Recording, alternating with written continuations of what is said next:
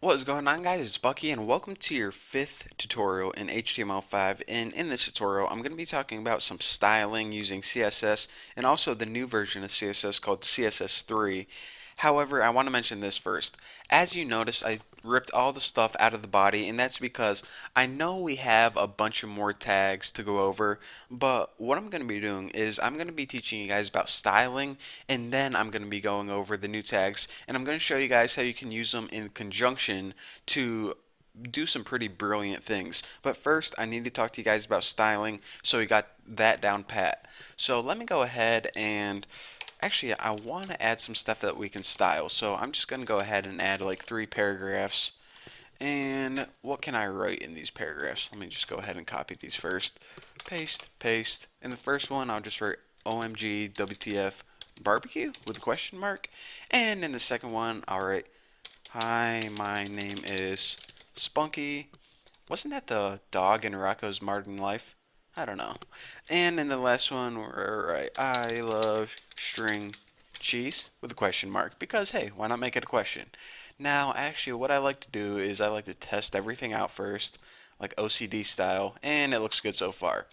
So now, since we have this main.css file and we didn't create it yet, let's go ahead and take care of that problem right now. So if we go to File, New, we can just go ahead and save this blank file as, and make sure you save it in the same directory as your main.html file. Just save it as main, and for some reason I like to use the drop down menu, main.css, and save it. So now we have our main CSS file, and we can go ahead and move that back. So let's go ahead and add some styles to this. Now I'm going to be talking to you guys about the old CSS, reminding you guys about a few things, and showing you guys how the new version of CSS has improved. So remember, in the old version of CSS, we could have things called IDs. Now if we have an ID called tuna, we can go ahead and apply a style to this. For example, anything with the ID name of tuna would be colored red.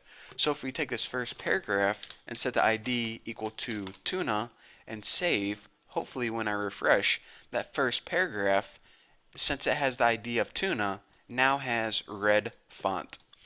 Now, we can also work with something called classes. Now, classes are kind of similar, but they're a little bit different. I won't get into the specifics, but basically, you can also have a class of tuna, and what I like to do is I actually like to change the color to make sure that, just make sure that we can see a difference and we aren't just, accidentally not refreshing or something. So if we have a class of tuna, and I messed something up, and that would be because I wrote class instead of tuna. Now if I save it, I'm going to go ahead and refresh it, and as you can see, whenever you have a class, this can also apply styles to any element that has the class name that you defined. Now aside from that, I'm only going to be talking about one last thing, and that is that you can have something like this, p.tuna, and what this is telling CSS is basically I want to apply this style right here to anything that has the tuna class, but it has to be a paragraph. So if you had something, I don't know, like in a span or something, and it had the class of tuna, but it wasn't in a paragraph, then it wouldn't be affected. So if you go ahead and save both of those and refresh, you can see that since this first one is a paragraph and it also has the class name of tuna, then that's why it turns blue. Now you're saying, okay, I knew all that. This is nothing new. Well, that is all the old stuff with the old CSS, and it also gets applied to the new CSS. However, CSS3 also comes with this cool extra stuff, and that's what I'm going to be talking to you guys about now.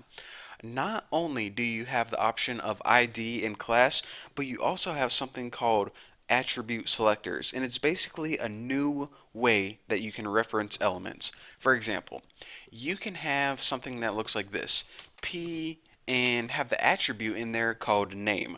Now whenever you do this, basically any paragraph with the attribute name is going to get affected. So if you look at this, if you look at these 3 paragraphs, this one has the attribute class, and these two don't have any attributes whatsoever. So if we go ahead and refresh this, we see that nothing turns blue. However, if we give this second one a name, and it doesn't matter what you set it equal to, set it equal to Larry or something, you can go ahead and save that and refresh and check it out. Now, since that second paragraph has an attribute called name, even though it doesn't matter what it's set equal to, what value it is, it gets affected. And that's what we tell it right here. In the new version of CSS, CSS3, we can use something called attribute selectors. So basically, any paragraph with attribute of name gets affected.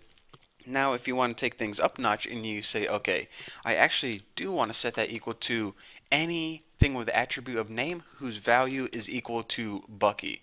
So let's go ahead and set this third one equal to Bucky, and we might as well give this first one a name, and we'll set it equal to Sally. So now, even though all of these have names, only one of them has the value of Bucky, which is the last one. So let's go ahead and save that and refresh and see only the last one turns blue. So that's kind of the beauty of CSS3. We can work with something called attribute selectors, and what happens in that case is basically you reference an element by any attribute, whether the attribute alone or the attribute with a given value. And I know that I'm using name in a paragraph and a value of Bucky, but this can be any attribute. It doesn't only have to be name, and also any element, not only a paragraph. So I guess since I have time, I want to talk to you guys about one more thing, and that's using regular expressions in CSS3. So let me go ahead and change the name equal to, let me think of some good examples. Okay, bacon sub, and yes, I actually, okay, one second. My bacon and OMG bacon tuna. So I actually did pick those names for a specific reason, and you're going to see later on. So basically, in CSS3, you can use something called regular expressions, and you guys may know about regular expressions from before, but basically it's a way that I'm just going to go ahead and show you guys an example. It's really hard to explain, but you can have something called name and then the caret sign. I think that's called the caret sign. It's a symbol above the 6 on your keyboard. And what you can do is set this equal to a string called bacon.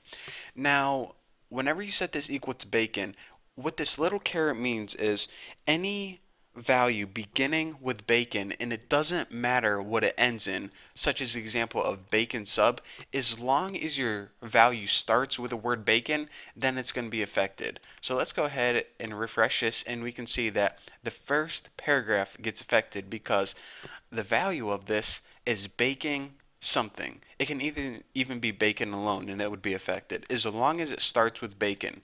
Now that's what the caret means. You also have some other regular expressions. One is the dollar sign.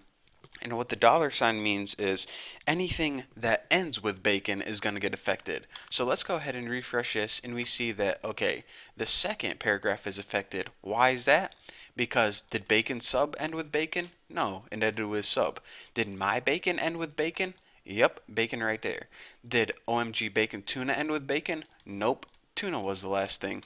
And that's pretty much how it goes. If bacon is in the beginning or the middle, it doesn't get affected. It only gets affected when it's the last substring of that string. So the last one I want to talk to you guys about, even though there are a bunch of regular expressions, is the asterisk, which is above the 8 on your keyboard.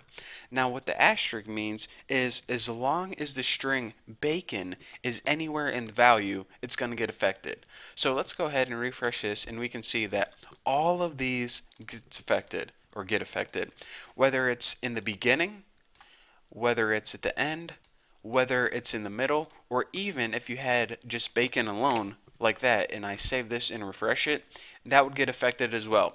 As long as it has bacon somewhere in the value, it would work out. So I know regular expressions are kind of a topic more related to programming other than web development. And to be honest, you guys aren't going to use this feature all that much in web development. You guys are probably going to stick with the basics and keep it simple. But I wanted to show you guys that, and I want to show you guys some of the powerful tools that we have when working with CSS3. So that's a little taste of that. In the next tutorial, we're going to be going over more CSS3, more styling, and then I'm going to show you guys how to tie everything together. So thank you guys for watching. Don't forget to subscribe, and I'll see you guys in the next video.